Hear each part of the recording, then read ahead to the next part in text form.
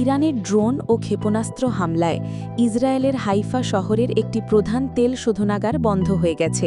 Times of ইসরায়েলের বরাতে এই খবর পাওয়া গেছে।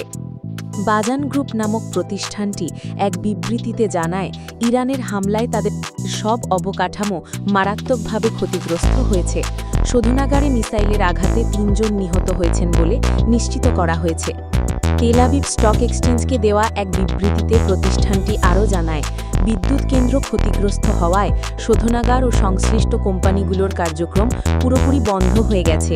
বিদ্যুৎ সরবরাহ পুনরুদ্ধারে কাজ চলছে। উল্লেখ্য, হাইফা উপসাগরের ঘনবসতিপূর্ণ অঞ্চলে অবস্থিত এই তেল শোধনাগারটি দীর্ঘদিন ধরে একটি সম্ভাব্য হামলার লক্ষ্য হিসেবে বিবেচিত হয়ে আসছিল, যদিও অতীতে এটি সরাসরি হামলার শিকার হয়নি। স্থানীয় বাসিন্দা ও পরিবেশ কর্মীরা দীর্ঘদিন ধরে শোধনাগারটি বন্ধ করে অন্যত্র সরিয়ে নেওয়ার দাবি জানিয়ে আসছিলেন, কারণ এটি ব্যাপক দূষণ সৃষ্টি করে এবং যে কোনো হামলায় বিপর্যয়কর পরিণতি ঘটাতে পারে। ২০২২ সালে ইসরায়েল সরকার ঘোষণা দেয় ২০৩০ সালের মধ্যে এই স্থাপনাটি স্থানান্তর করা হবে। এবছর থেকে শোধনাগারটির পাশে থাকা বিশাল তেল ট্যাঙ্ক সরানোর কাজ শুরু হওয়ার কথা ছিল, কিন্তু হঠাৎ এই হামলা পরিস্থিতিকে ঘোরতর সংকটময় করে তুলেছে।